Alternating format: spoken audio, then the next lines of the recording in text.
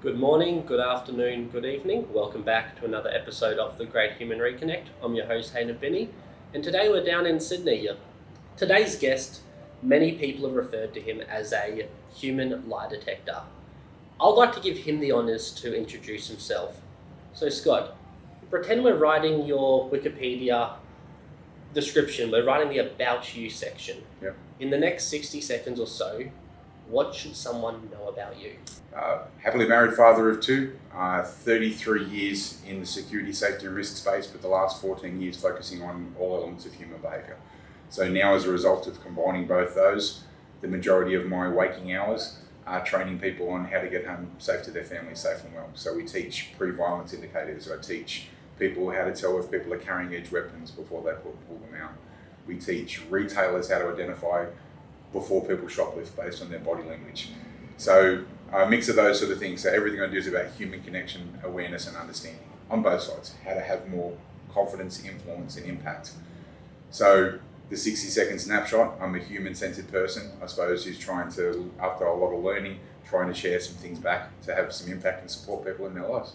Obviously, we're going to dive deep into everything that you do and stuff, but take us back. How did you get into what you do today? Yeah, I mean, well, two parts. There's a security part and then specifically with the behaviour. And one of these things, and in our chat before this, I said to you, I think it's really important for people to be authentic to who they are. And the authenticity bit, like with this, and openness about what got me into security and those elements was probably me doing the right things but for the wrong reasons. So I'm somebody who's growing up had some elements of family violence and had some changes in life.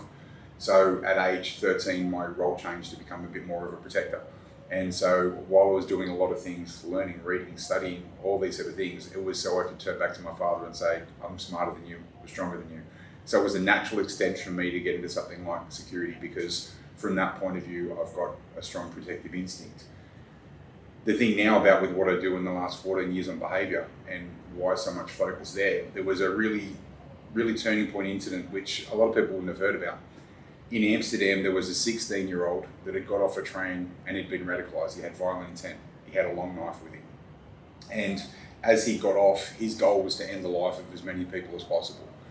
And there was somebody there that was fully behaviour trained aside from the security stuff. And he picked up that this person had bad intent and he ended the threat, used his firearm and stopped the threat before this person could get to more than one person. So I thought I wanted to learn more of those skills. And that ticked lots of boxes for me. The protective mechanism about who I am with my family and friends, the security, safety and risk part so I could share things to get people home safe to their family, and then the brain part. I like to learn more about something because of that addictive personality, and that's led me to the path with what I'm doing now. Well, so you sort of touched there briefly on watching what people are doing and stuff. What are the biggest behaviour cues to look out for? In different circumstances, there's quite a lot of disparity with the training programs that I teach. So if you think post what occurred like with Bondi Westfield or recently like a Bondi for things as well, people want to know about people with bad or violent intent. What indicators do they leak? Because it's not just when they're committing the acts or the crime, it's when they're doing hostile reconnaissance. When they come to a site before they do that, their behaviour will still be different because they're coming to site to validate things that they've checked online or as part of their plan. So they're not looking at normal shops and doing these sort of things like other people. So they will display certain signs. If somebody's in a job interview, the difference between nervousness and confidence. And a lot of these things, so I suppose where it starts is rather than saying, and that's the mistake that people make with human behaviour often, they'll come in and they'll say, I want to know if this person's dishonest or not, if this person's going to be violent or not. The more you've got a preset focal point for where you're doing that, you miss all the beautiful elements of human communication. So what we do with any of these things is we look for comfort versus discomfort and then think what drives their behaviour. Now, there's multiple things like euphoria, and what I mean by that, I'll give you some examples now, because we're talking about this stuff, this interests you, and so you've now got a head tilt that you didn't have when we started. Your blink rate slowed down. Now, those two things alone indicate this, compared to this area, because confident people take space, they own the space around them. And these areas under our neck, our belly button and our groin, like what we call our power zone areas, these areas are vulnerable and important to us. So when we're feeling connected or safe with people, we'll have them open. And when you're really connected with somebody, you'll do that head tilt because you're sharing more of that vulnerable area. And same with your blink rate. Your blink rate slows down because you're wanting to take in more of what we're discussing. So some of the positive ones when you see with people, if you're communicating and they've got this area, what we call the ventral area open, this is connection and honesty. The head tilt, the blink rate slow down, these sort of things, they're the things we want to see from a positive point of view. Now think from the negative point of view. If I'm going to a retail, I'm going to JB Hi-Fi and I want to shoplift, I don't want to stand out. Now my brain knows what it knows. It knows I'm there with bad intent. So I will lead the opposite behaviour. I'll make less of myself.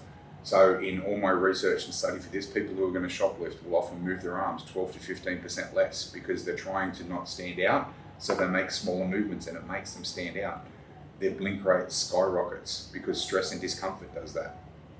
They get sensitive because cortisol gets released because their brain knows what it knows. So it makes their face more sensitive, but they'll also lick their lips more or have a drink like you did before when it made you a bit uncomfortable because it's a physiological reaction to stress and discomfort. What happens is the brain releases cortisol and all these other things flow on as a result of that.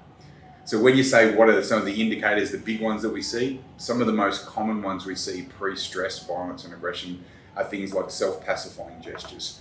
So if people start doing any repeat self-touching that's not part of normally who they are, like before when we started talking about some stuff and I deliberately made you uncomfortable to get a few of your tells, you've got a left hand to like your tell as a self-pacifying gesture that you get, plus the spike blink rate. Yeah, that's right. So the reason I'm saying these things are not to make you uncomfortable, is that we all have them. Now, some of the people you'll see, whether you're out for a coffee with a friend or you're watching a corporate meeting, will be nice and relaxed with their upper body. They're wanting to show they're relaxed and comfortable, but they will cross their feet over and pull their feet back towards their chair because that's where they're showing the tension. So the thing is about behavior, and this is before we get into facial micro expressions or statement and word analysis, because there's multiple clusters for these sort of things. Underpinning any of this stuff, whether it's looking for pre-violence indicators, how to have more confidence, influence or charisma or any of these sort of things, it starts with just being present, aware and non-biased. And the more you do that, the more you realise and you get excited about things like today, a good conversation. Whether we're recording this or not, I love having a good conversation with people to find out more about them and us to have a good chat. So that's the big things. Things like self-pacifying gestures, spike blink rate, how people share or reduce access to these sort of areas, they're some of the easy ones to pick up.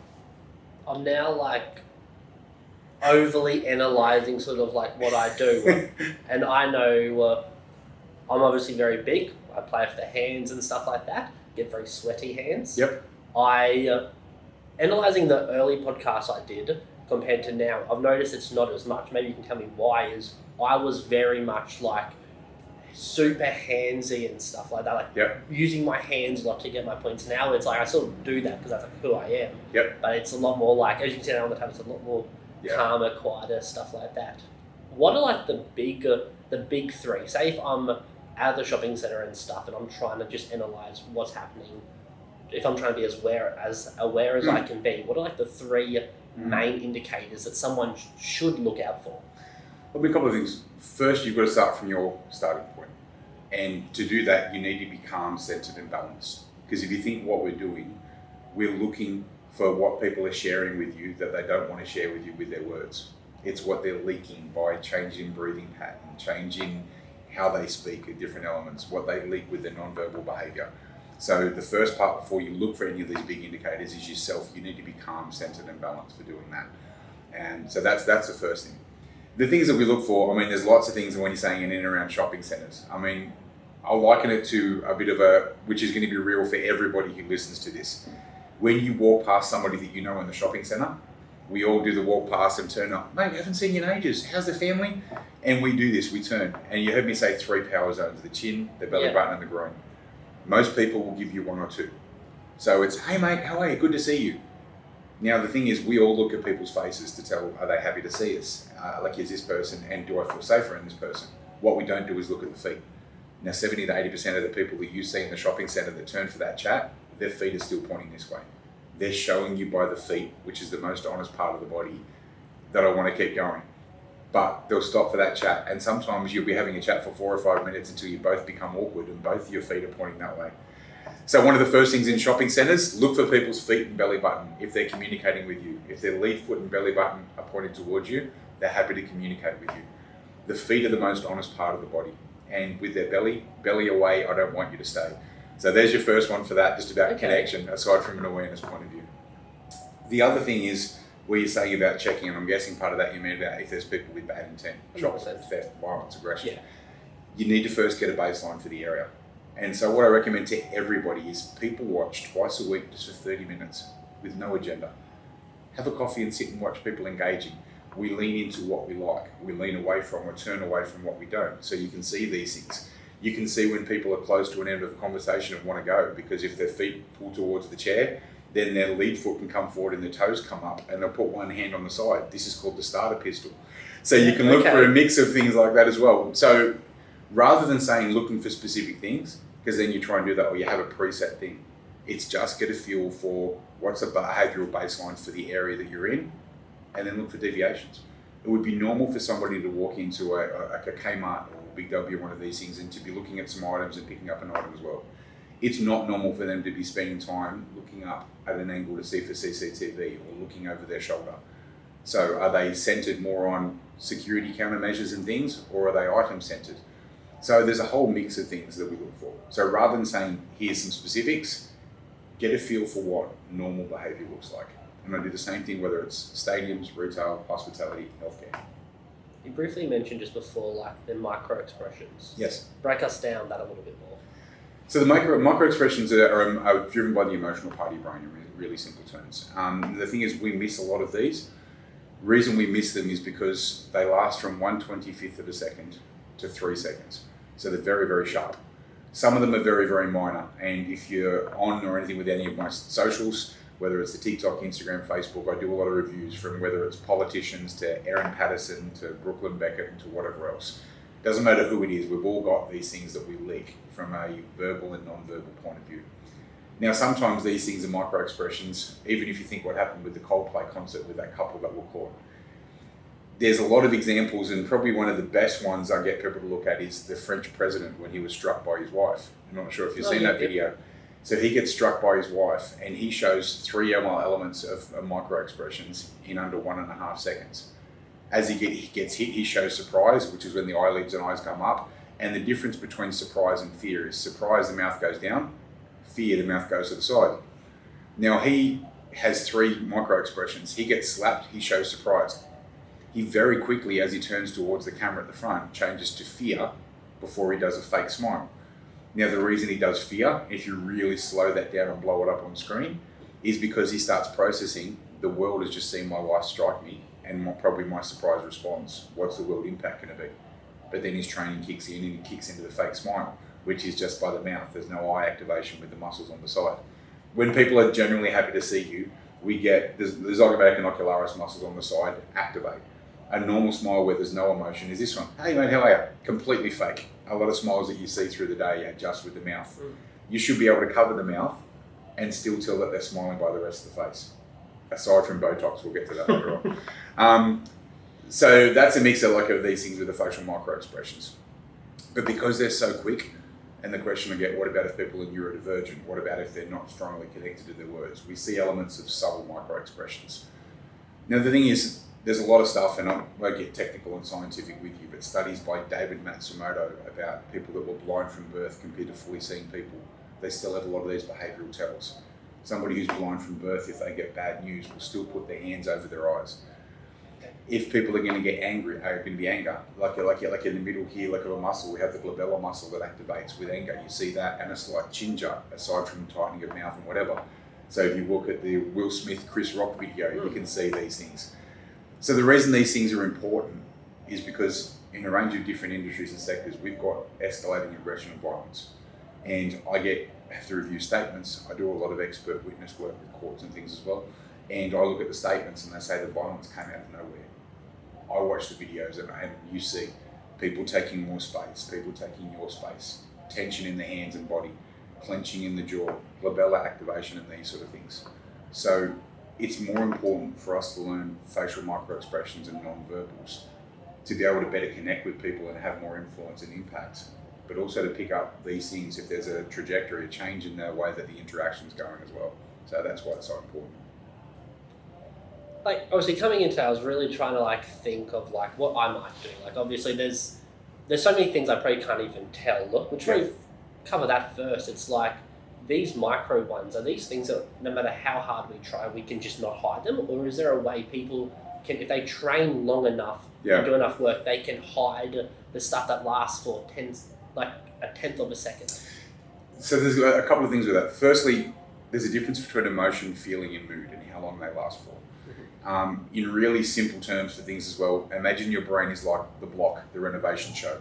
We've got the primal part of our brain, then we have the emotional part, which was the first story we've put on top, and then you've got the cognitive processing part.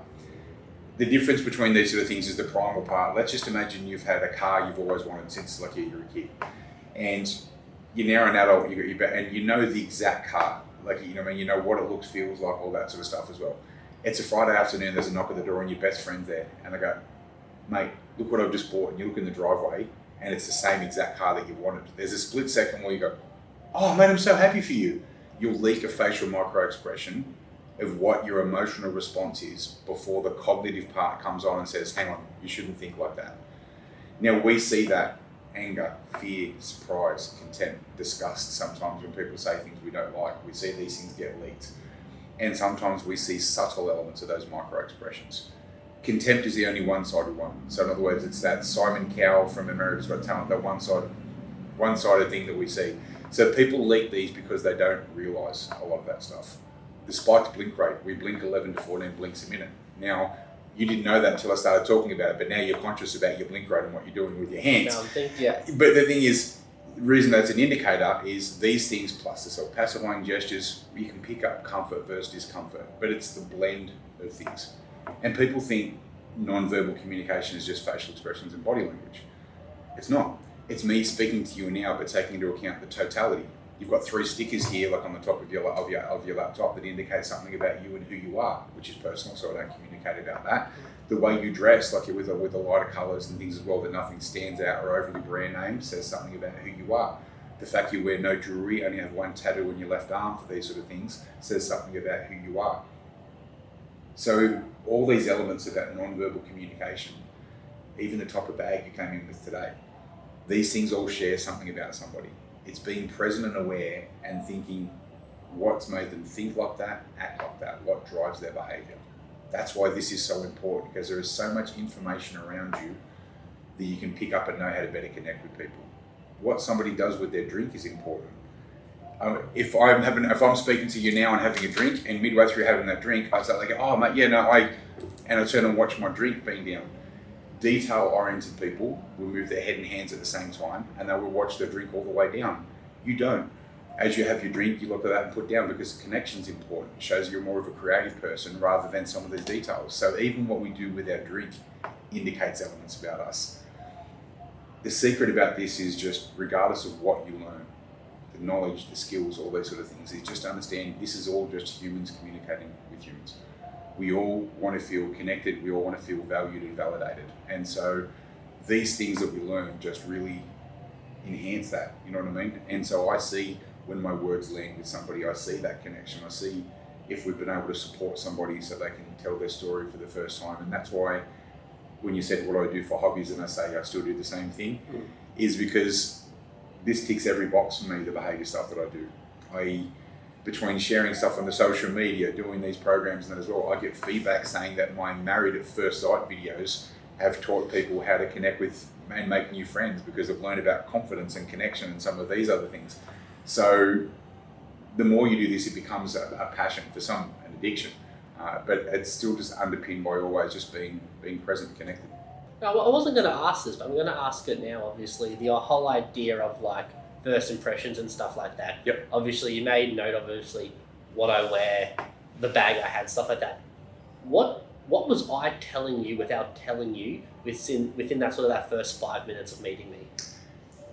Be as brutal, be as thing as you need to be. Oh, no, I knew that as you came in the first discussion. I knew you wanted to be lead direct. I mean, so part of it, I know because of what I do, and people that jump on my webpage, my social media, are always a little bit slightly out of their baseline, because they're all thinking too, depending. Some, if they've gone through the YouTube stuff and seen the cage fighting or whatever, will be different, like again. But others that have seen me review body language analysis and that as well. And because of you doing this and sharing this, how you come across with that part is still important to you. And so from that point of view, I already knew for coming in, you'd have some element of discomfort, but at that time, that was your baseline. So if we talk from the non-verbal point of view, as soon as you're going through and setting up, you're with things. Firstly, your communication style with me, you're an other-centered your person. The kick-off times, all those sort of things, all you were worried about, like initially, was about any discomfort for me. Has it put me out at all? And you were genuine when you were doing that. So that says about who you are. From the clothes that you wear, for those colours, plain, no branded, that sort of stuff. And I know sometimes for podcasts and things getting video, there's certain branding stuff, but there's also different colours that you would have. That coupled with the darker coloured usually like type bag for these sort of things as well. And the fact you've got no other jewelry, other adornments aside from that means there's something about your tattoo. There's a story or connection behind that tattoo. When I've said about connection, you've looked down at the tattoo twice already for this. So if I'm trying to connect with you and build a story, the stickers on your laptop, the tattoo on there and that as well, that would be where I'd start with a story for these sort of things. The fact that as soon as we talked about this part with connection that as well and got your interest means that you're interested in human connection, part of with the driving force for why you do this. So it's thinking behind people from a verbal, non-verbal, but everything that they bring with them. Everything that people bring with them to a conversation or interaction tells you something about them. And so those things for yourself, you're somebody that I think is part of with this, how you communicate, and even now the fact that we're more relaxed, has started to relax from a posture point of view. You started with your thumbs more under your hand. When you have stress and discomfort, we all have different indicators. One of yours is your thumb. So the difference between distal extension and distal flexion. So when you started, your thumb was pretty much completely under your hand, but now it's coming out for as well, and thumbs show confidence. So there's some of the things like you're with yourself. It's the reason why before when we started and I pointed a couple of things out, you went straight for your glass of water. Because when people have stress or discomfort, the cortisol is released, the stress hormone. It makes your face more sensitive, which is why you touch the side of your face, and it slows down saliva production. So these same things that I'm sharing on you is if I'm in an interview, an interrogation, connecting with people, and I'm trying to get to the heart of somebody. When I see spiked blink rate, licking of lips, grabbing that drink, touching that side of the face, self-pacifying gestures, I know what we're talking about now, where we're heading to, is causing you discomfort. If I'm a police officer or doing something, I want to then pursue these things because I know that's where the stuff I need to know. But if I'm a personal friend and somebody connecting with you and saying, you okay, mate? You go, yeah, mate, I'm all right. And I see the spike blink rate, the rubbing of hands and that as well. I know these things that you've got more to share, but you're just not wanting to burden me with it. So I'm going to spend more time to try and connect with you and help and support through that. So that's some of the base things I see from you. Wow, and things like you change already, but the way that we use these things is about improving human connection. That's what it's all about.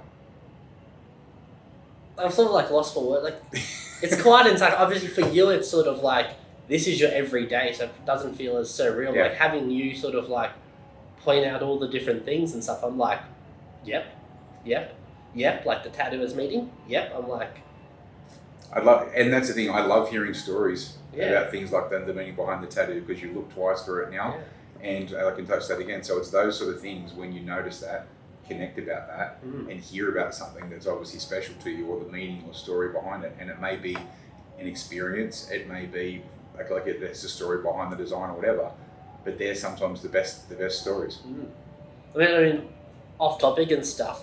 It's gonna sound silly and stuff. But I'm a massive big cat person, and I was never a cat person and stuff. My partner, she was like, kids or a cat? I'm like, let's go a cat. That sounds 10 times better. Got a cat, and he was my little tiger and stuff. So I was sort of like, I always liked cats, and then him being my little tiger, that was like the little meaning behind that and stuff. Yeah, it's not off topic at all. Yeah. But let's talk about why you just shared that then. So part of it as well is about the communication. You heard me talk about the different communication styles. And this is normally things in conversation I wouldn't mention, but because you said you want me to share with you about connection, awareness and technique, the way that people communicate now is to ask direct questions. Whether it's podcasts, whether it's interviews, whatever, how do you feel about that? What's the story behind that? And when you ask somebody a question, shields come up. Why are they asking me? What should I tell them? Is this going to make me look bad? Now the difference is I didn't ask you a question, I made a statement. I love hearing stories about that and the personal connection, and I looked at that. So because I made a statement rather than a question, you didn't feel uncomfortable, but you filtered to the level that you're comfortable with your personality. Now this is called elicitation. And changing that communication style, which it's just not natural for us. And it's somebody, I did a lot of training with Jim Pyle from the US Department of Defense, and also Lena Cisco, who's a former military interrogator after September 11, and changing the way that we communicate. Because when you ask questions, people go, why am I sharing? Should I share that? Why do they want to know? The beauty of making some of these statements is people will not just feel it with the information you want. They'll feel it with the personality style. So when you look back at this and you went that, you touch your tattoo twice and smile, we're talking about that with the cat story in part. So part of you was reliving with that part. They're the beautiful moments. The words getting shared at the same time as seeing your face light up and change. And aside from the pre-violence indicators or confidence in interviews or whatever, that's why this is so important. We miss all these things because we don't know what to look for about true connection.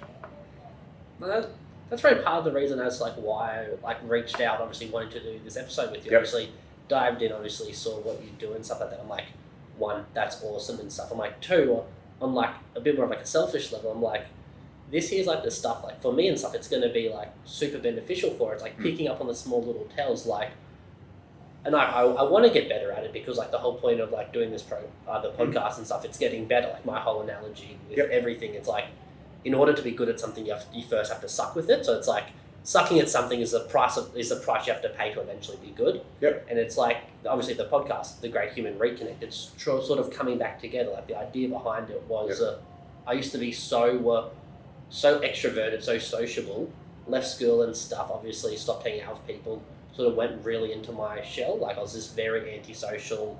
I'd play video games like days on end, super unhealthy and stuff like that.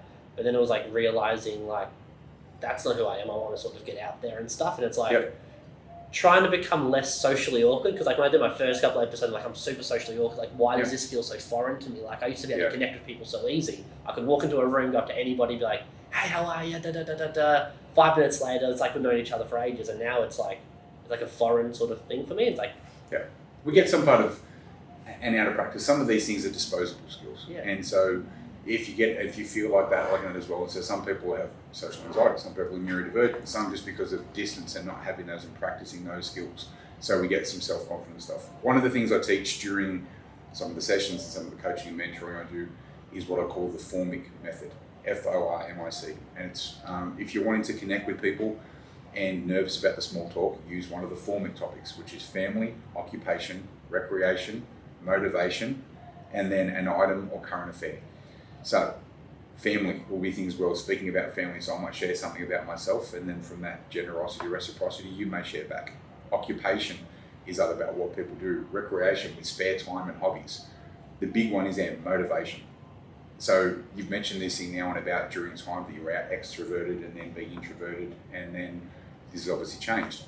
Me then speaking to you about your motivation behind doing this and saying to you, and once again, a statement rather than a question, rather than what's doing this now, what's driven you to do this, and you would stop and think.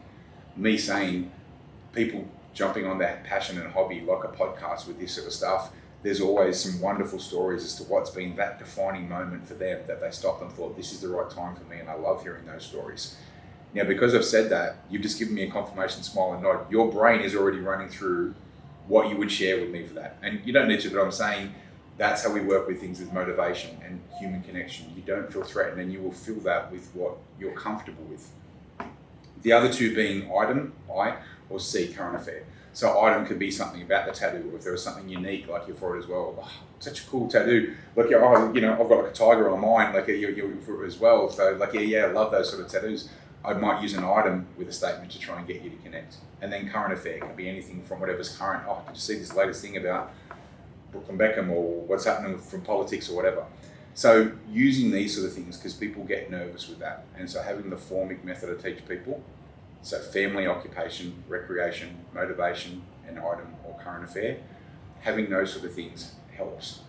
Knowing from the non-verbal point of view, confident people take space. And if you think the last time you had to do public speaking, people put hands in pockets, they cross their hand over their groin or whatever, they've made less of themselves from a presence point of view before they start. And then they start getting self-conscious, so the cortisol comes and whatever. So the simple thing is, be authentic and be you. And I know this sounds basic and corny, but here's how my brain works with it. If you had a legal issue you needed to fix, you'd speak to a legal professional. If you had a medical issue you got to fix, you'll speak to a medical professional. If I've got a Scott Taylor issue that I want to fix, I'm going to go to the Scott Taylor expert. And so who's the Scott Taylor expert? Me. So I need to do some reflection and these sort of things. And what drove you with the change on here? Regardless, there would be something that you've done some self-reflection. Nobody goes through and just jumps and says, here's a completely different tangent. You've done some self-reflection, some internal gap analysis and things like that we do just for giving it a name and a badging. And that's what's put you on this path. And it's those sort of things and hearing the journey behind that with people, that's what's really powerful. I'll answer a question on eye contact. I've heard you sort of talk about it a little bit. Yep. And that was probably going to lead me into me sort of talking about,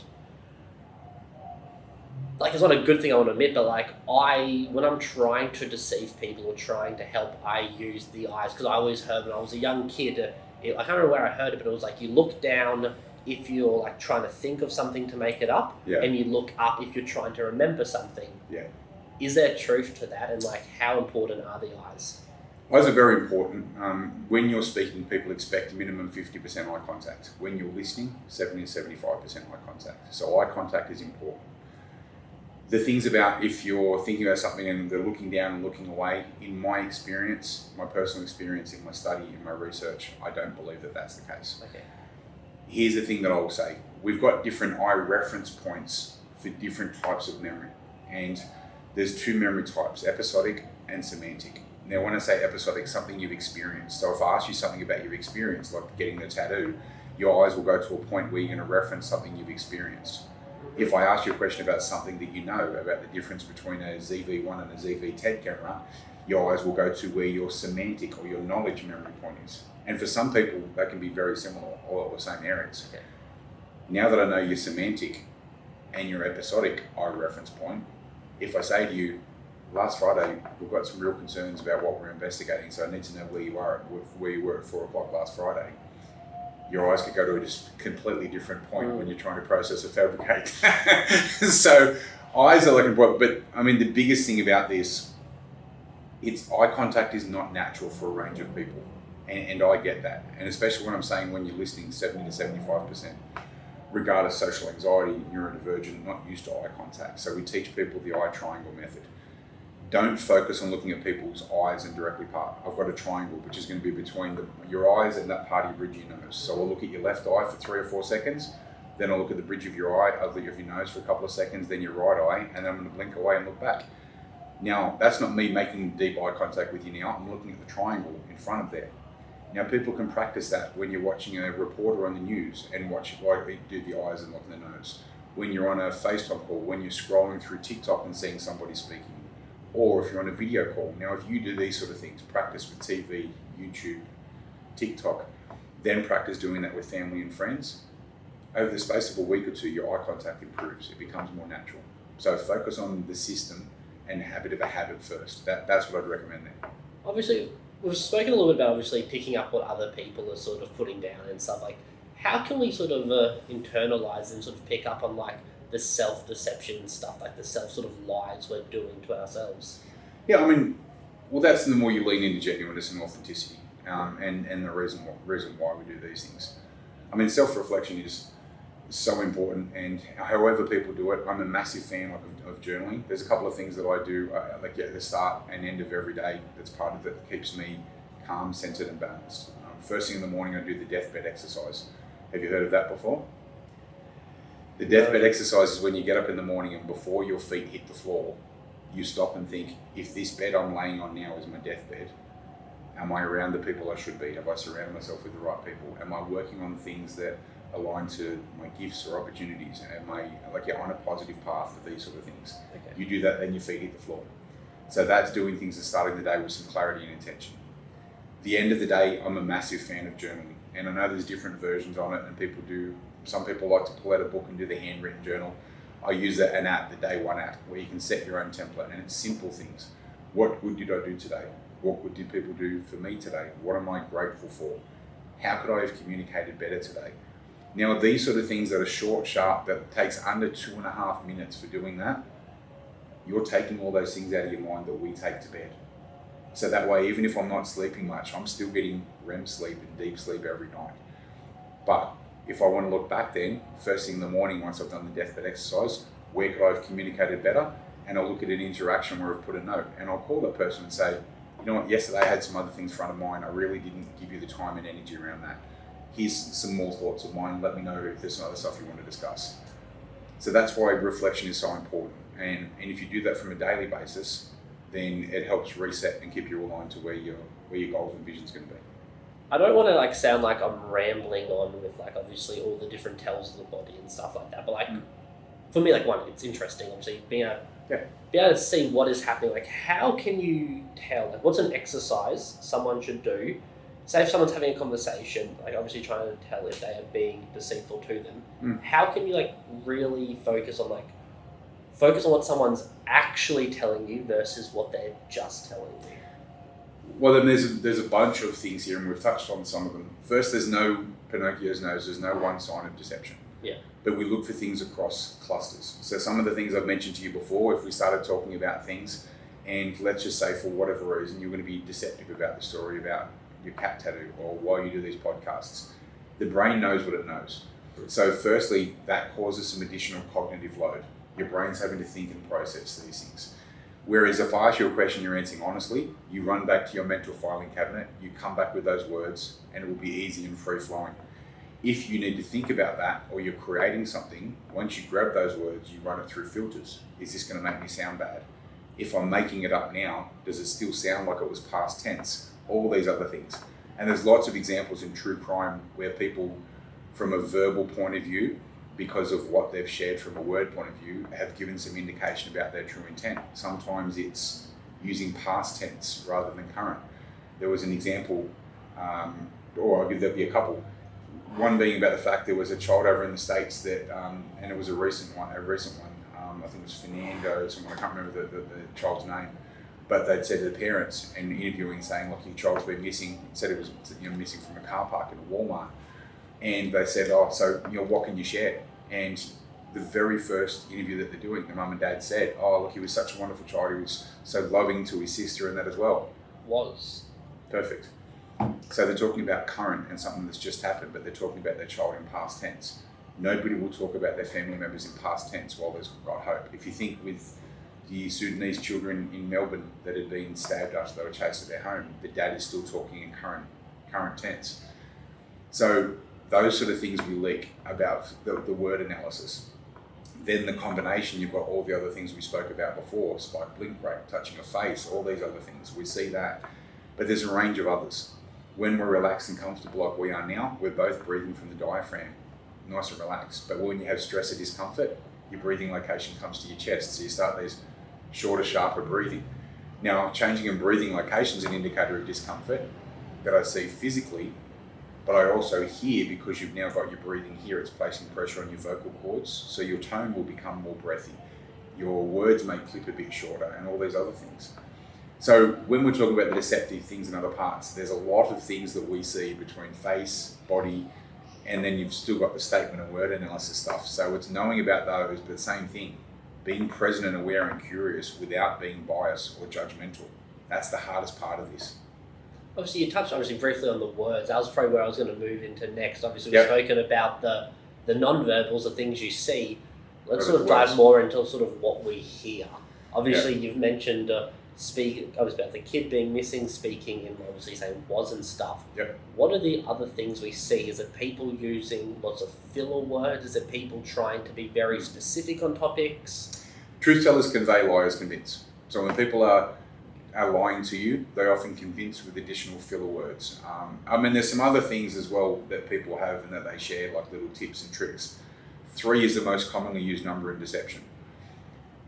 Number 3. Is there a reason Inversion. behind it? And the other thing we do is we use the word just when we're going to minimize. That's why if we're doing for something as well, we use the word just and we minimize ourselves verbally and non-verbally. Think the last time you asked somebody for help, can I just get you to help me with something? Now see, as I've done that, my shoulders have come up and my chin's gone down. Yeah. I just got to speak to you about something. I use the word just that minimizes me verbally, but I've also lifted my shoulders and ducked my chin. I've minimized myself non-verbally as well. So look when people use the words like just, but when now you know 3 is the most commonly used number in deception and the word just. So then let's speak about your equipment. And I said to you, how much was the DJI stuff that you've got here for recording? And if you didn't want your partner or friend to know how much, you might say, it just cost me $300. How much is that bike? Just 300. How many beers did you have last Friday? Just 3. How long were you there for? Just 3 hours. Now, if you tie that to previous things like the Chris Watts trial, who sadly unalived his wife and kids, the police said to him, "Did you try and contact them?" He said, "Yeah, I called them 3 times, messaged 3 times." So the number 3 is regularly used in deception. So we look for, with the word analysis point of view, listen to what people are truly sharing with you. Some other deceptive indicators from a word point of view, and you're probably too young to remember the Bill Clinton line with Monica Lewinsky. I did not have sexual relations with that woman when he was a former president, US president, was asked if he was having sexual relations with one of his staff. Those words, he would regularly say the word didn't. We didn't support that. But with this, he said, I did not have sexual relations with that woman. When somebody expands a contraction, I did not. Did you steal from me? I would not steal from you. Not I wouldn't steal from you, I would not. When they expand a contraction is a potentially deceptive indicator. Now, what makes it worse is if they put distancing language. Now, Clinton said, I did not have sexual relations with that woman, Monica Lewinsky. The word that is distancing himself from her in the act. So the words that people use is important. When that's tied to all the non-verbal elements as well, give us stronger indicators, but we've always got to be present and try and work through that. Like I'm now really just looking back, I'm like, On what you've shared. like what I say, what you do, because like you all can have a tele. Like a lot of it, you might not even realize People don't. you're doing it. Like you just act and say the things because you know like you're internally trying to cover up for it. Yes. Why is 3 such a common number? Probably sounds like the first complete number, and 2 just sounds too little.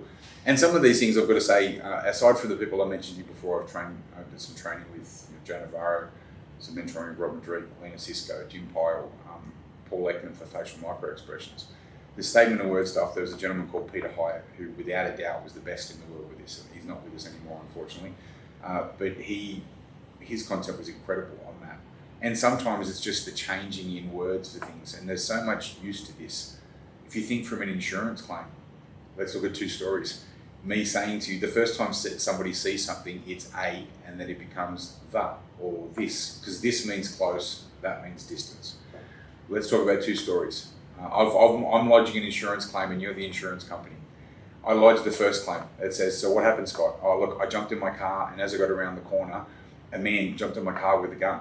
Oh, what happened next? Oh, the man pointed the gun at me and told me to pull over. You see how a has become the. So the first time we see something or somebody, it's a, and then it becomes the man and the gun. Now let's talk about a second claim. Tell me what happened, Scott. I drove around the corner and this man just jumped in the car and pointed the gun at me. Now that sounded like a similar statement. It's not. It's not a man has become the. It's this man. This means close. And this man pointed the gun at me. So what does that tell you? Some more of awareness, closeness, knowledge of what was going to happen.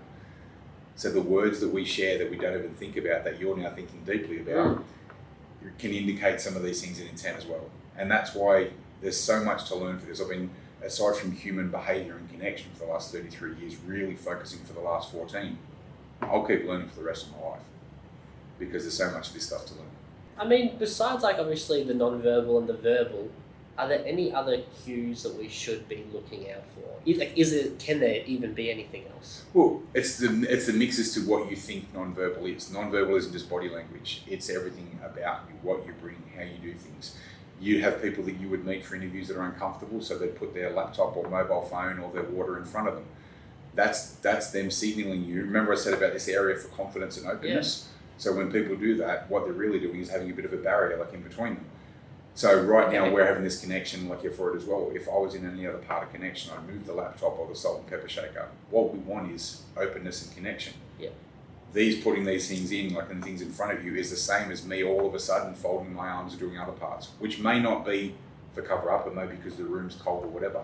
You've always got to think what's driving their behaviour.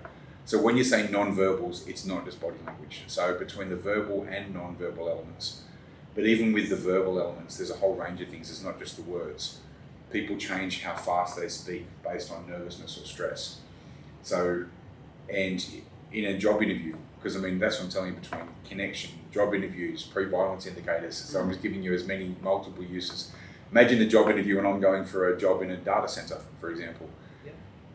you may say, Scott, tell me about your experience. And I'll say, oh, look, I've loved working in this industry. I spent 6.5 years, like you're working for data centers for CDC, and then I spent 2 months working for Google. And then after that, I've had a bit of a break. You saw how fast I spoke about Google. Why am I doing that? I don't want to spend time on that. So it might be a change in speaking cadence, not just the words. So when we say be present and aware, you're looking for the totality of what people share with you, from the verbal and non-verbal things. So there's a lot. Again, I wasn't going to ask this, but like this is the whole topic. Something that really interests me. I think there's so many layers to it.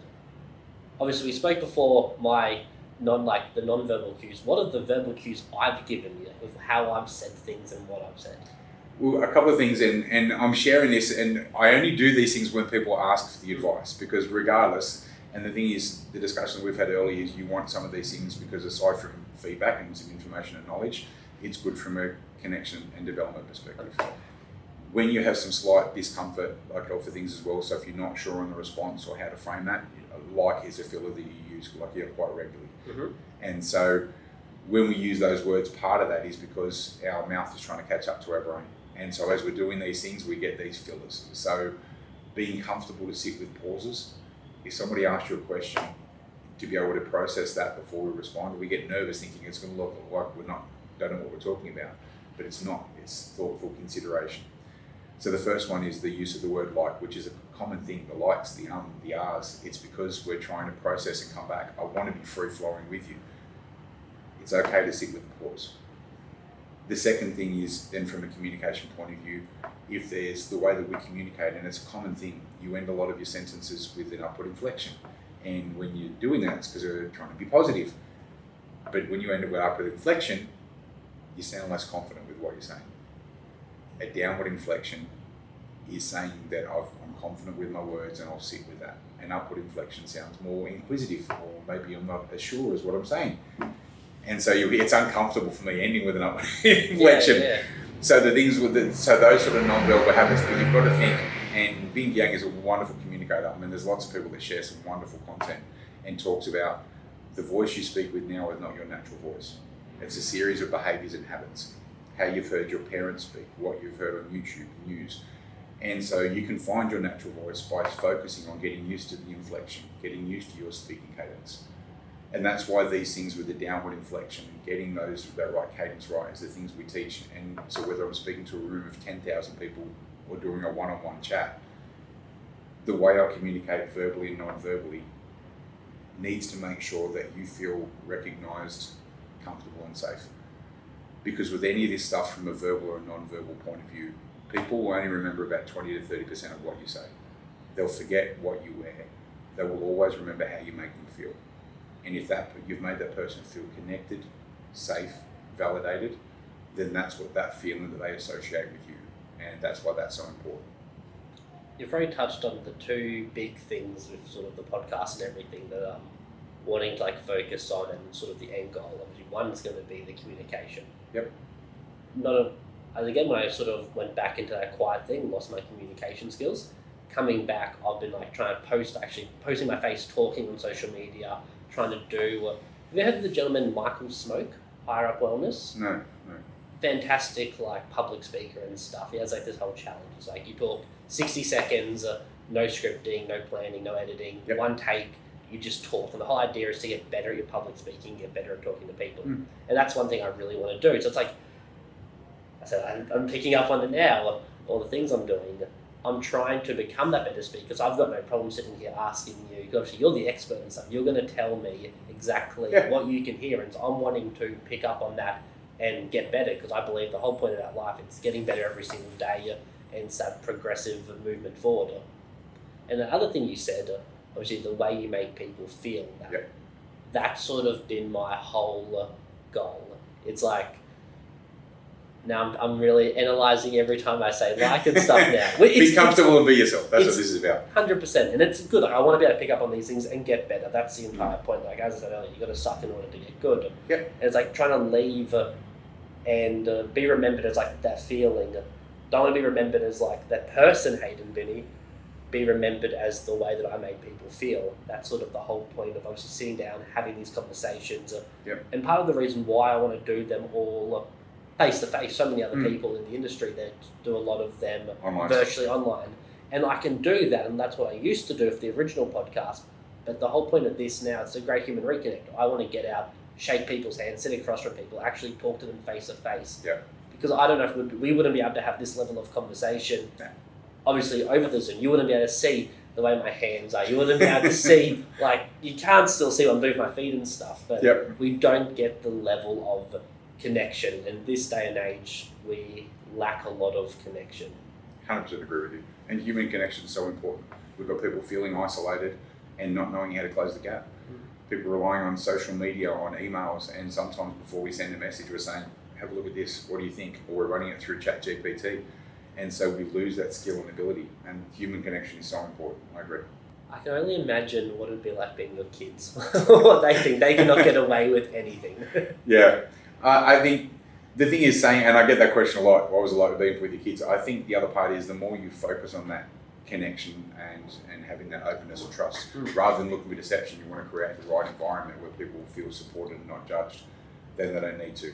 So if there's something bad happen, I've made lots of mistakes, same as they, you have and will make mistakes. We continue to do that. But if you've got that right circle of that connection and trust and support, then they don't feel that they need to. And so I think that's a better focus for us. Obviously, on social media, a lot of people see all the highs, all the good things. Yeah. And I'm a big believer people really want to connect on you with the losses, the failures. Is there a time in your experience doing this that you've got something drastically wrong? Yeah. When you say you're wrong, as in you're saying read somebody You wrong, read somebody wrong. To date, so far, I'm not across that. I mean, if because of the things that I do, I've reviewed politicians, true crime, business CEOs, reality TV for these sort of things. If you listen to anybody on Married at First Sight that's considered they've got a bad edit and it's not them, it's just the edit, I'm sure they all say that I've read them wrong. But every season I've had cast members message me directly that still do and say, no, you've had them 100% right, but they want to blame the edit. So there's always going to be a lot of that sort of stuff. So aside from those messages, no, I've got to say, I really underestimated that part of it. And, we talk about things like imposter syndrome and whatever else. I've been Scott the security guy for the last 33 years. The real focus for behaviour and I suppose more connection now. I've probably got more people communicating with me now about the behaviour part than the direct, pure security element. But here's the thing that I can say about for the social media, because I was also worried about that. So who's going to listen to a 52-year-old reviewing if someone on TV is lying or not? Some of the views of the videos have got 1 million and 1.5 million views. But what's most important out of that I had no idea would even happen is some of the videos on Married at First Sight. I've had messages from parents saying, my children are neurodivergent, and the things that you've talked about, confidence and connection and self-pacifying gestures, my son and my daughter has used to help connect and make some new friends. I've had people reach out when I've done some things in a TikTok live where we'll talk about connection and confidence in a job interview. And I already know of 5 people in the last 6 months that have been long-term unemployed that have given me feedback saying they use a heap of the things that we've shared with these videos and they're now gainfully employed and enjoying their job. I've had one person that reached out directly and said that, so 2 different circumstances, but one reached out directly and say because of the things that I'd shared had picked up some indicators of a domestic family violence relationship at home that had no awareness really that they were in that type of dynamic. And then another person that happened to be the same afternoon say they've been trying to get a apprehended violence order and haven't been able to communicate and share their story. But the things about what they were doing for withdrawing, minimising words and confidence, they did that and got the AVO. So from this point of view and from the social point of view, look, I 100% know that social can be used for bad and there's a lot of negative elements that can come from it. And some of these reality TV people that obviously think, okay, I get it, everyone's entitled to their own thoughts with this.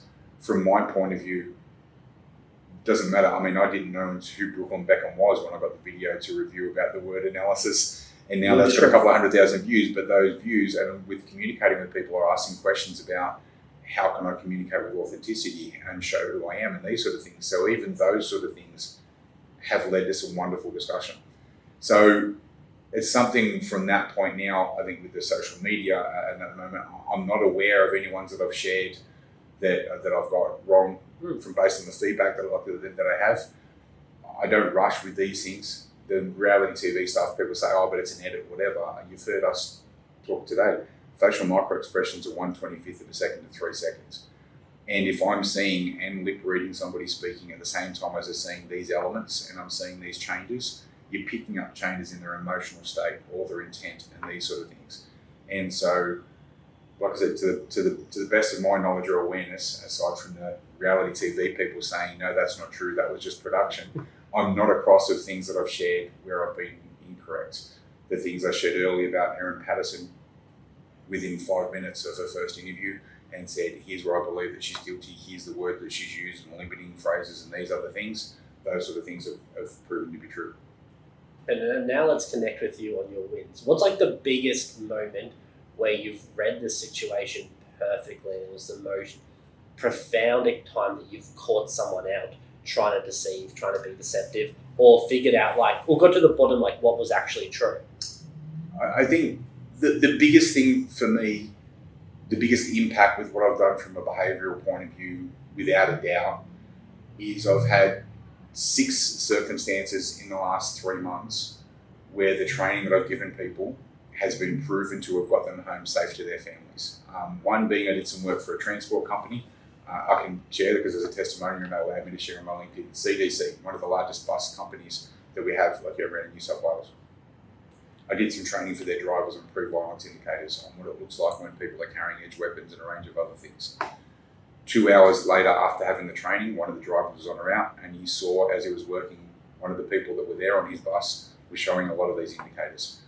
Pre-violence indicators, discomfort, and some of the indicators for potentially carrying edge weapons.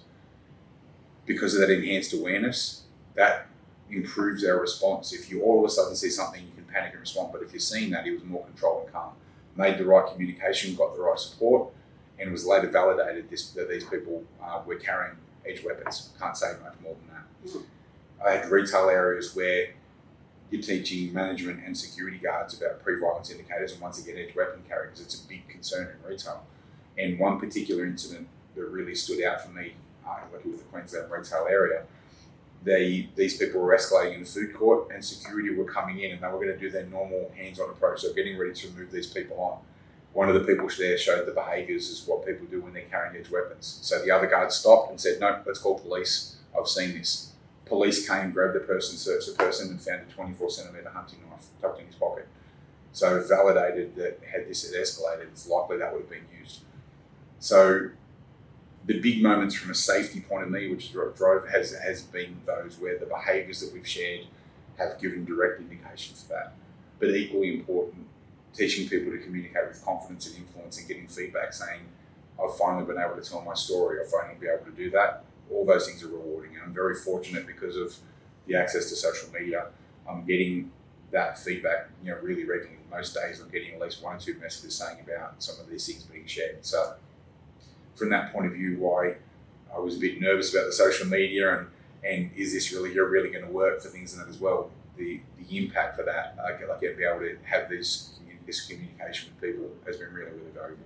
Obviously, talking the security side of things, and you're sort of using what you do, like the tells and stuff, and that security side. I mean, what's a social thing that you've taught your kids or will continue to teach them that anyone should learn when going out into the world? Be 100% aware. I mean, a lot of these things, if you think about sad circumstances like what occurred with Bondi Westfield that time ago, I was there the next day because I was doing a lot of TV and radio interviews with different stations during that time. And when I was speaking to people, this was before they had some of the mental health support people. I was early there with all the journos doing these things. So I was the only non-famous, person over there. So a lot of people were coming up and speaking to me. And there were people that had been there the day before and people were sort of coming in, oh my God, this is real. And a lot of the discussion saying, and I had multiple people saying I was going through and walking through the shopping centre or whatever and didn't even realise this had occurred. And so I'd say, so when you walk through, headphones in, listen to some music, and a lot of people going, yeah, that's what I do. And that's the thing I get. We go to these areas to relax, to switch off. But if you've got 2 noise cancelling headphones in and you're device centred and things, you're not aware of what's happening around you. So I get listening to music, just wear one. Do your sound settings for listening to background area noise. But there was people that are in those environments, and as things occur, that aren't aware from an auditory or a visual point of view what's happening around them. And situational awareness and behavioural awareness is everything. And that's why having that awareness, this isn't about being fearful, it's about being alert or aware. Yeah. That's what it is. And that's what I'd say. So first, stop having two noise cancelling headphones in when you're doing things, only have one. Yeah. Be aware and scan around, be comfortable knowing that you own your space. People shouldn't come in and around your space without your authority or permission. That's the biggest. So like scenario wise, say you've got a female walking home late at night, man or woman, Yep. Or another big thing where I've seen a lot of like crimes and stuff committed, like public transport, buses, trains and stuff like that, whether it be day, night. Generally it's more sort of that nighttime activity. Like put yourself into that situation. If anyone that's just listening at home, just be okay, yes, I ride public transport home every single night. What do they do? Obviously they can start off have one AirPod in and stuff. What else should they be doing? What signs are they looking out for? Are they watching for people that are taking several glances at them? Are they looking for people that constantly have their hands in their pockets, head down? Yeah. Well, I mean, so a couple of things. One, the awareness is everything. And what I mean by that is the simplest thing is look, anytime you go into an area, what changes upon you getting there? That's the first thing. So if I get to a station and as I walk in, what changed? All of a sudden, these people, I've got direct eye contact from this person over here. Or these people have shifted and some guys come across being closer to me. So first thing is look for what changes whenever you come in and around an environment. Second one is it's not being fearful, it's being alert and aware. Running what if. I do that all the time. If I'm coming down here, why should I park here? What happens if there's a situation and there's a situation in a car park? How do I get out? So in other words, I walk into a shopping centre. I say, okay, what happens if something occurred here? What would be my exit point? What would be my ultimate? Think the same thing. So when you go into a cafe, a restaurant, when you're on a bus or train, why would I sit here? Because I've got visibility of the person here, visibility of the majority of people, and I've got an exit point here because I've got the side exit point for the bus. So just think the what if. It's being alert and aware, not fearful. We get caught in where we minimise ourselves and we do these sort of things and we're sitting down, head down and not alert and aware. And sadly, I call that victim syndrome because people that, if I'm looking at, they've got bad intent, and it's hard for good-natured people to understand. There's people out there with bad intent. Yeah. And they will look for people with victim syndrome that are head down, looking at devices or head down, not even alert or aware. That's why people sometimes get robbed or assaulted. Why do you look? I've got no idea. I don't even know what happened. So the alert and awareness is important. Where we sit, what changes when you're there for these sort of things, from the visual and from the auditory point of view. That's the big thing for everybody. And just running through some of the if-then things. Some of these things are also habit. And what I mean by that is, if you're traveling anywhere and staying in a hotel, stay between level 2 and level 6.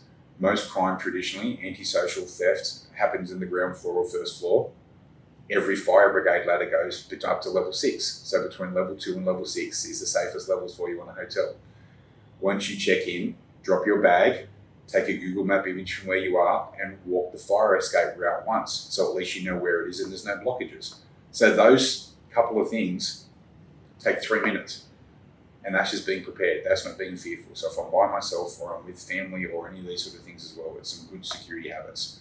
So these things are just about being a bit more aware and prepared, not being fearful. Does that make sense? No, it does. I mean, it's interesting that I don't know why, but like me and my friend, we started some time ago. When we go to restaurants and stuff, we always make sure that one of us has like the back to like a wall or something, making sure like there's nothing behind us, or if there's like a table in the corner and it's like the walls and stuff, we sit there so we can like sit there, make sure we can view the entire place, just in case something happened. I don't know why we started doing that. That's just been something that we start and we constantly do, and we're always like, who knows, someone's going to come up behind us. Because you never know these days. Like you see like all these like upsetting videos and stuff on the bus and stuff. People can go up behind you. And it's like that changed.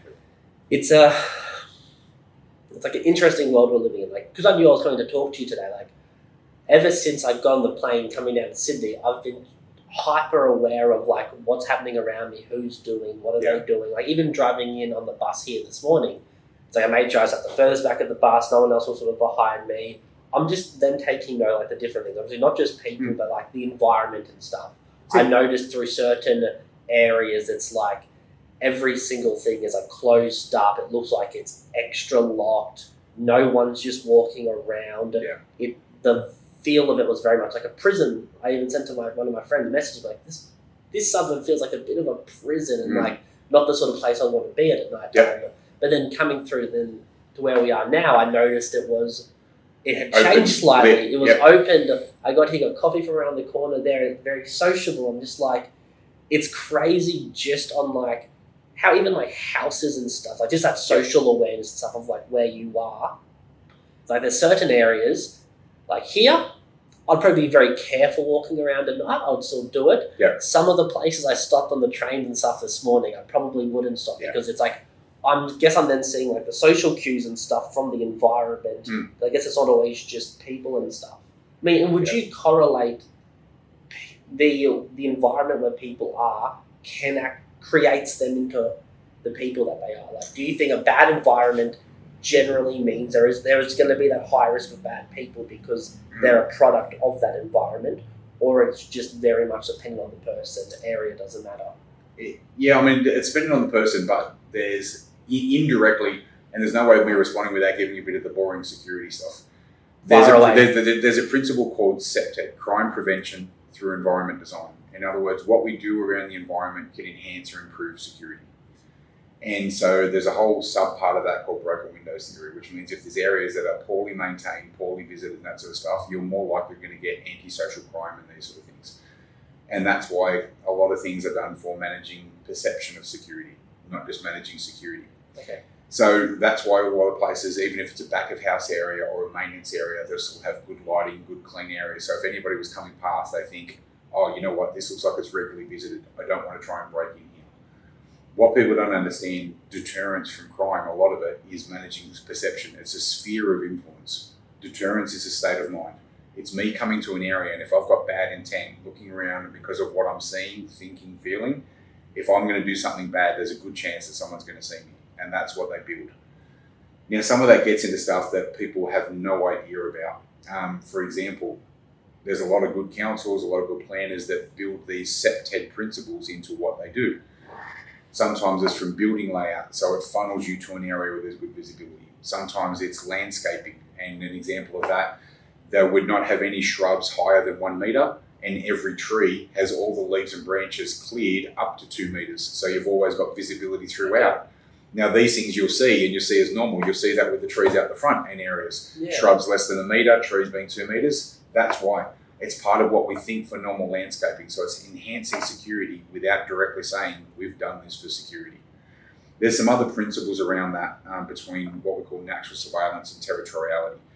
And with these premises that you see, it's why they have concrete planter boxes or hostile vehicle areas as well that aren't overly high. It's marking the area we're responsible for, so territoriality, but it's not taking away from natural surveillance and seeing that. It's why the White House has big pool fencing rather than colourblind. It shows what they own and responsible for, but if somebody jumps the fence or is doing something bad, you can still see them. So it's those sort of things from a security point of view that we build into the environment with landscaping, walls, access control, all these other elements get built in as being part of it. Then we look at the people. So are people more likely to misbehave?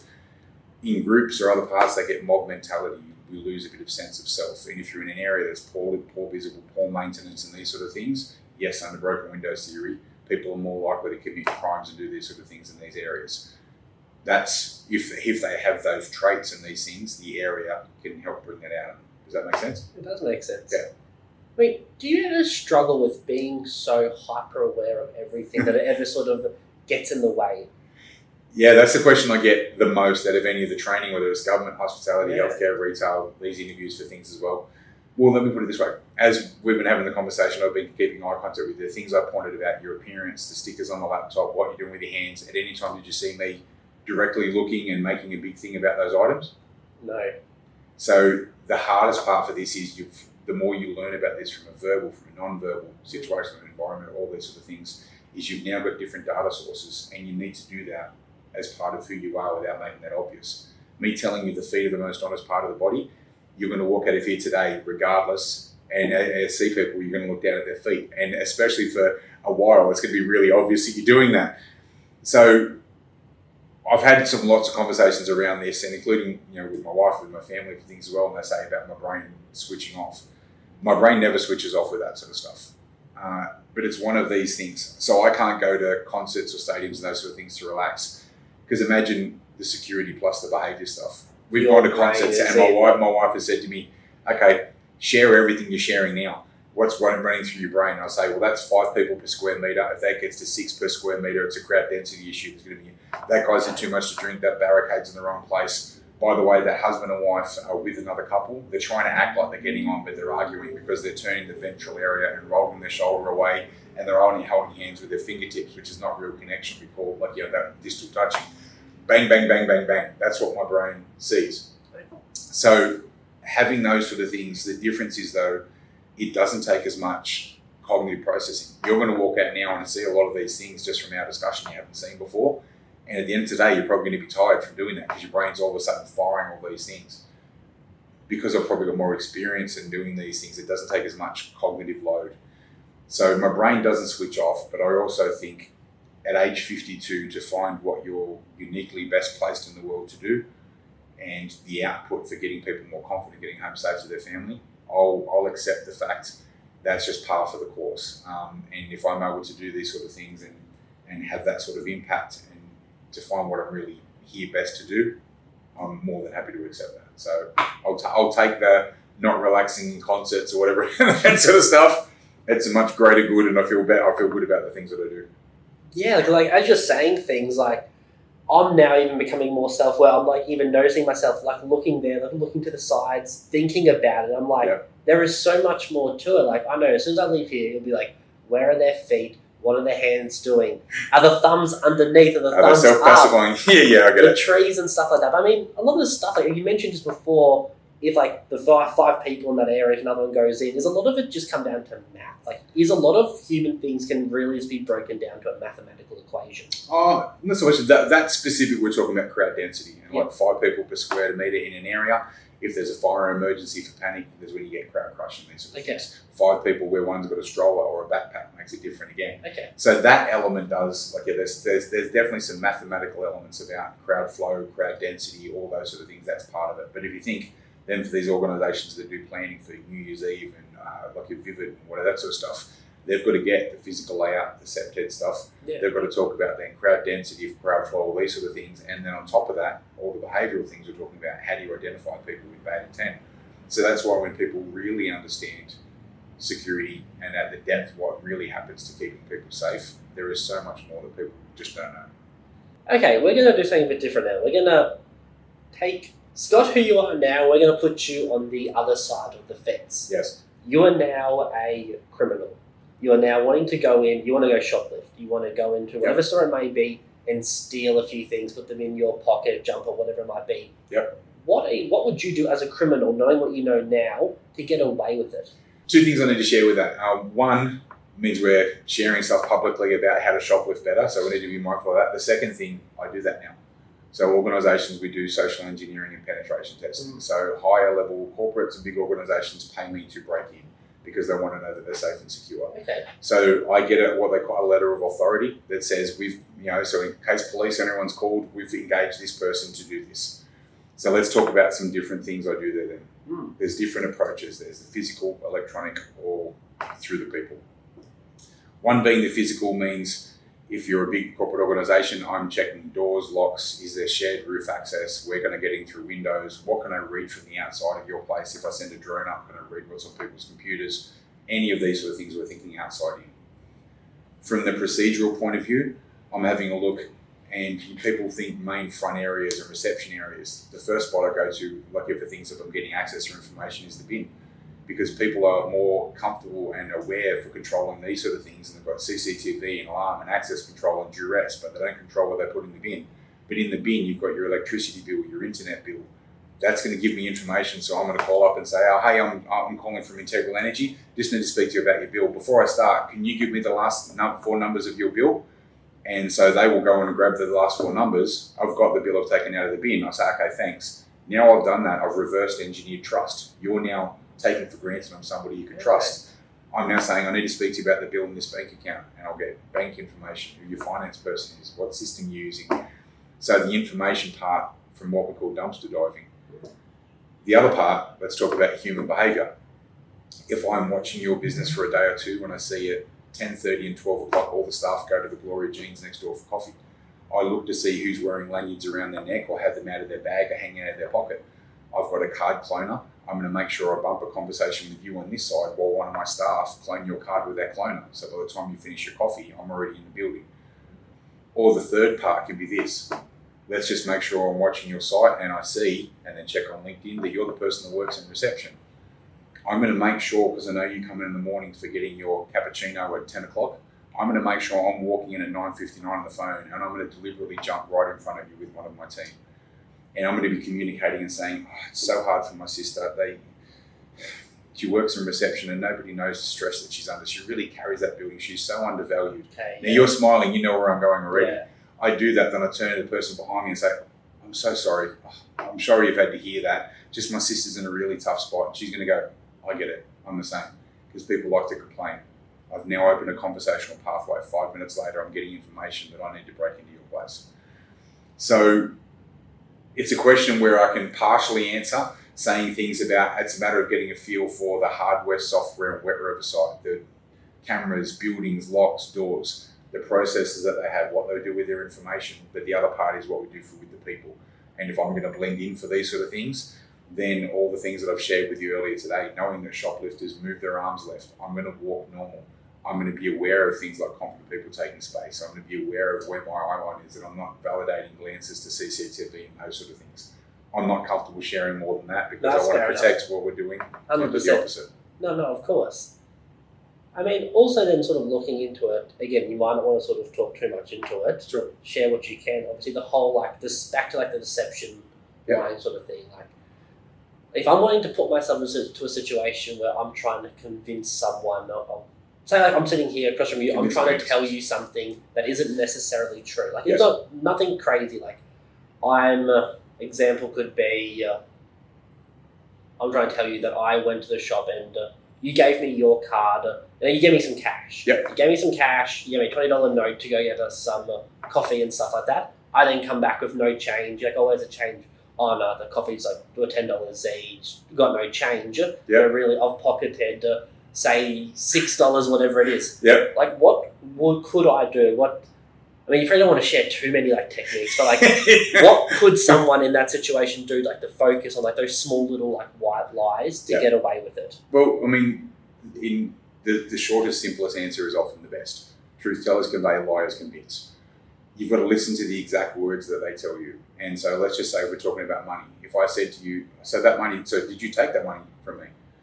Your response is not going to be, and what naturally people do, they're not just going to say, no, I didn't take the money, because then you're catching yourself out in a direct lie. If I say, did you take that money from me? You're going to say, did I take the money from you? Why would I steal from you, Scott? I would not steal from you. Notice not once have you said, no, I didn't take the money. So verbally, they try and convince with a lot of filler words and fluff, but they don't want to specifically say. Also, when people are lying, they drop the pronouns. So they don't want to say I, like your thing is, I did not take the money, because that's more of a clear, reliable denial. That will get you caught out in a lie. People don't like that when they're lying. So they'll do the, did I take the money? Why would I take the money? I would never steal from you. You know me. They use assuming language and convincing language to side stick down. So you listen to the exact words that they're telling you. They'll put filler words, fluff words, all these sort of things. Their speaking cadence picks up. So, like, did you get the coffee? Yeah, mate, here's your cappuccino. So I grab that and you're speaking normal. And, okay, you've got the change, like you for it as well. Oh, no, the coffee costs like $17. My speaking cadence is going to pick up. My breathing location is going to be in my chest, aside from spike, blink rate, and all those sort of things.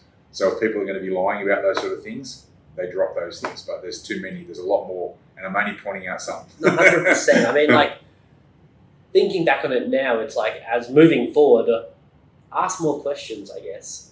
Or make more statements to get people. Make more statements. Yeah. Hearing say that's how you word things, and actually not just sitting here and being like interpreting the, I've got no change. Yeah. Actually sitting here and interpreting, why would I do that? You know me. So what's driving their behaviour? Why are they doing all these filler words? So in other words, you don't need to say I'm 100% certain, definite, if you're 100% certain. You just say what the fact is. Why are you trying to sell it? So are people trying to tell you or sell you? If they're trying to sell you with these additional things, then part of it you've got to think, why are they doing that? What's driving that behaviour? Let's talk about trust for a little bit. Obviously, you have a lot of people come up, talk to you, maybe try and sell you stuff. How can people destroy the trust that that person has in them in a conversation? Like someone's trying to convince you to do something, buy something. Say you're buying a car or something, the car salesman's trying to sell you. What is like something that they'll do that will just, you'll instantly be like, nah, heard enough, I don't trust you. I mean, it's first you need to understand what trust really is. Trust is repeat, dependable behaviour. That's what trust is. Robin Dreek, the former head of the FBI, that's like your behaviour unit. That's what, when you're speaking to him, his definition of trust is repeat, dependable behaviour. So if you think from that point of view for a business, repeat, dependable behaviour means what you share online on your social media when they come and see you. If you don't align with what you're sharing, what you're saying, you've lost trust before you even start. From a friendship point of view, from an engagement and interaction point of view, repeat, dependable behaviour. What do I think trust is overall? It's that repeat, dependable behaviour underpinned by what I call a relationship bank account. And what I mean by that is there's going to be times with how I act under stress, duress, pressure, that in our relationship bank account, I'm going to make some withdrawals. But you've got to have had enough deposits where you've been loyal, dependable, trustworthy, and then the withdrawal is not an overly big one that's going to put you in overdraft. So that's how I look at some of these things. I think over time, you've got a relationship bank account, and trust is that repeat behaviour underpinned by that bank account principle.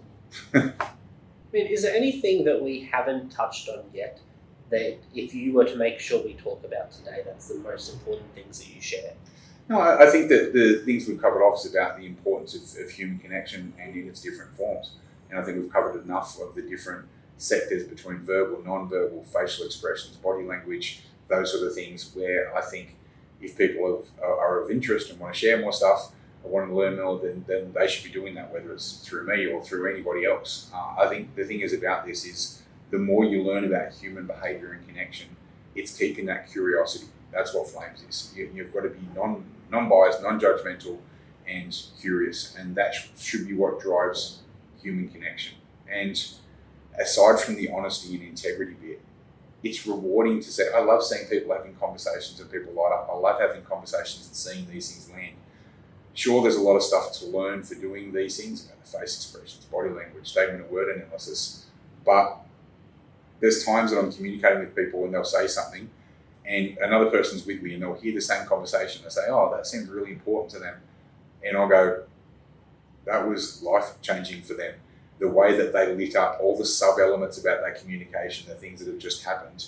And that's the other thing. The more you do this awareness, it amplifies seeing how things have changed, framed, improved like somebody, or the impact on them. So I just think the more we can learn about human communication, the more we can be more present and aware from others. It's going to decrease conflict. It's going to improve interpersonal relations, whether it's personal or professional. So I think it's something we should always all be scholars of human behaviour in some form. That's awesome. We spoke a little bit before the episode about this little game that I have. Yes. I'd like to throw it in. We can always delete it. We can always clear it out. But we're getting towards the end. Sure. I feel like, I hope you've made it. I'm sure you've made plenty of tells and stuff of like what I'm doing. So I'm going to try to do my goal here isn't to try and mislead you completely. It's I'm going to say things the same way. You can ask me 3 questions and I can give you yes and no answers to them. Sure. I mean, the thing, as you said, with this game, that's the thing, because there's no risk or consequence. If at the end of this, there's money involved, you may lose your job, you may go to jail, you're going to leak a lot of these things 100%. Because you've got stress and discomfort. So, but let's give it a crack. I've got to put the human lie detector to the test. I tend to make decisions quickly. 2, I find chaos exciting. 3, I rarely doubt myself. I rarely doubt myself, is that what you said? I mean, the first things I'd be saying about this would be, can you give me the wording for the second one about chaos? I find chaos exciting. Okay. So if we're saying about for questions, like my question would be when you're saying about for finding chaos exciting, the exciting element of chaos, depending on what sort of chaos we're talking about here as well. Chaos is saying about general drama within your life. It's finding chaotic environments and situations exciting. I mean, there's some great learning from chaos, from these sort of things as well. I mean, my initial gut, and I'm going with my gut about from some of the personality elements for things and how we've been, and then I'll talk about the reason why I feel this. My initial take, and I know you said about going through questions or I'm comfortable doing that, but it's going to come down to elements of self-doubt, would be where I could consider that you would be lying. Two reasons why I would say that. One, we talked about self-pacifying gestures. It's the only time you've got a thumb tap with your right hand twice when you're talking about self-doubt and those elements as well, which means that mightn't have been your original lie, but based on some of the personality elements, that's where you leak some discomfort. So maybe something that you want to work on. You also have to look down at your phone for the other part twice for rereading those, which is what we do. And when we're speaking about these things and how people speak from what they remember, they'll do that in 5 to 6 word clusters. The last one, when you said relatively unbroken and with additional eye contact, which means highly likely it's the one that you've tried to show more confidence with, which means highly likely it's the one that you've practiced the most, because highly likely it's the one that's going to be the lie. So that would be my initial feedback without asking any more questions. Yeah. I feel like part of the why that was the truth as well, it was I butchered saying the other ones a little bit originally because obviously I doubt and stuff like that. Because you practice and rehearse these others. So speaking cadence, intonation, a couple of things. But same thing, I was just talking on initial gut things. I didn't want to ask too many more questions. No, of course. I mean, sort of last question, I know I've sort of asked you a few times throughout, which I wasn't originally going to, obviously. Yeah. My non-verbal tells, the verbal tells and stuff. Obviously, you met me at the start. Yep. We've been here. You've been picking me apart with all the little things and stuff. No, I've been sharing. I've been sharing in response to your inquiries. It's completely fine. I love it. Yep. For the audience back home, obviously at the start, yep, we did your little about you on Wikipedia, but to close off the episode, yep, for anyone that might not know me from what you've picked up on me, yep, what would you write for my about section? Yeah, well, obviously I deliberately made sure I didn't go on any of your socials or background or any of this sort of stuff, because I know obviously you're curious about these sort of things. And we talk about non-verbals and the balance. I can talk to you now about the difference from with that time. By the way, the first time your thumbs have gone back completely under now because you're about to get some self-reflection. But have a look at the distance between your hands and space now. Remember I said confident people take space. The difference before you had phones, you had your hand on your phone, which is a bit of your safety blanket for doing that. That's where you're doing tapping and self-pacifying gestures. You're now looking at me directly front on, sharing more of your ventral area. Your chin's up and open with a power zone point of view, and look at the space you're taking with your arms. Confident people take space. So before, when you came in and had some nervousness and discomfort, you were minimising yourself. Now for these sort of things, you're taking more space and confident, and you're more relaxed. Your speaking tone and cadence is more even now than what you were. You're not as breathy as what you were when you first started. So when we talk about the impact and seeing changes for these things, you've shown already when you look back on your own recordings about the benefit of connection in that safe environment, because when you be more comfortable, you can be more authentic and share who you are. So you're a lot more relaxed now from that point of view than where we were. Without knowing anything other than just what I've seen and elements from our discussion for things as well, and tying into some words and snippets for that, I'll give you the Scott version then of a base profile without knowing anything else. I would say that younger in life, you're probably somebody who is a bit more overconfident. They're probably at times considered even a little bit arrogant for things as well. And so that was your part for going through and connecting with people, the overconfident guy. You likely use some element of humour or comedy for doing part of that connection. And that was an easy tell. People that are overconfident but lack a little bit of real, true self-confidence use comedy in these sort of things as well. You would have been that over-hand use guy, so the sort of guy that sees people, the hand on shoulder, like that sort of stuff as well. So probably even a bit of a touchy-feely guy, whatever, from that point of view. I'd say that based on these sort of things and the connection with this sort of stuff, you've probably had something likely happen in your life that's caused some pretty solid, deep reflection, either in a personal relationship with family or someone quite close to you, that's caused some point for you to really stop and think, and not just think about some of the things. Am I on the right path? Cause some self-reflection as to who you are. Multiple things can be that, looking at that as well. Can be some element of stress or trauma. I'm not saying losing somebody, but some element of trauma where there's been some deep self-reflection. More than I see with most, I think you've done a lot of self-reflection because it's jolted you into an ongoing path for that self-improvement for doing these sort of things.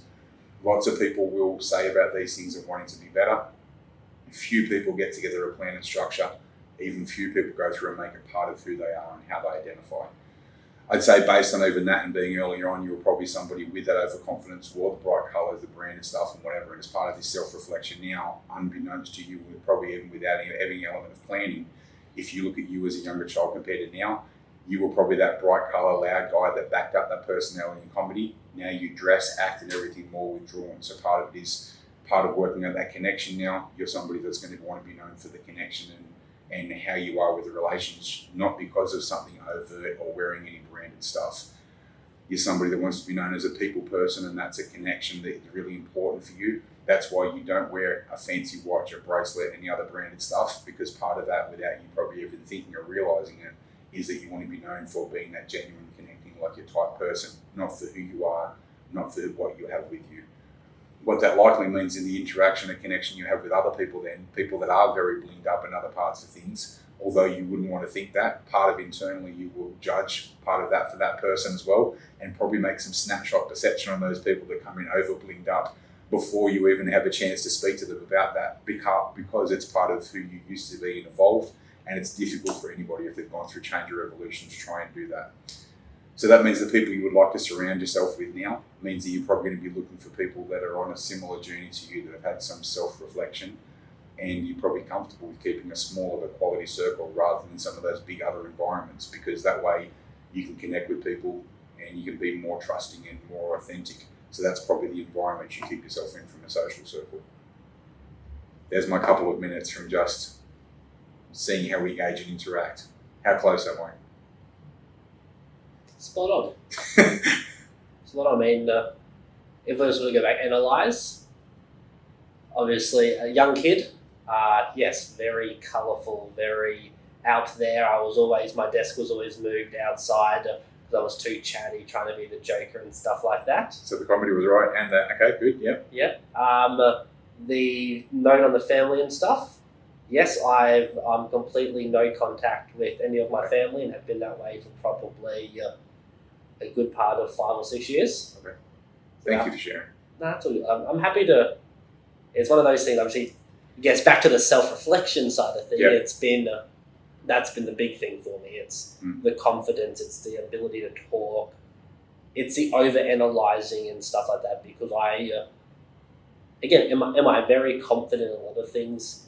Yes. And then there's those, as you mentioned, there's certain things that I'm very not as confident about, and that is going to be putting myself out there talking, because you're in an environment and stuff. I'm going to post this like already in my head as I'm doing this podcast. I'm like, oh my god, like in terms of like me talking, me saying myself, I made so many mistakes and stuff. Yeah. It's like I'm extra, especially talking to you. I'm especially more nervous. I sort of came in like trying to like not know what to do, because I know everything was going to get picked apart. And like not picked apart, like, but I knew you'll be able to tell exactly what's happening without me even realizing what's happening. Yeah.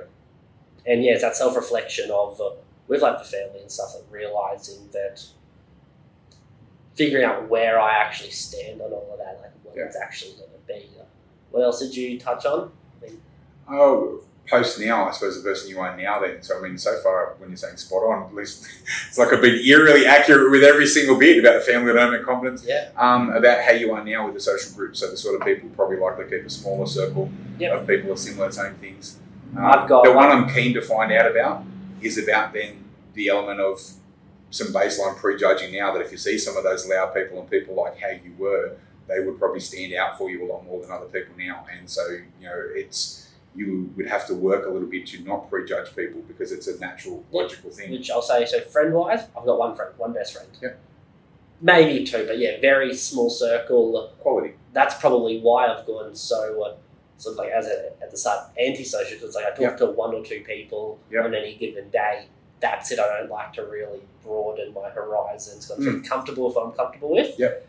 And judging people, if I'm really analysing it, yes, if I see people that post like the showing like all the watches, all the jewelry and stuff, I'm sort of like they got tatted up everywhere. Yeah. I'm like, I do make those judgments and stuff like that. Yeah. So yes, you were eerily accurate. And it is. And doing so, like, it's making me self-reflect even more. But can I say, probably done more than 75 podcasts now with things. Yeah.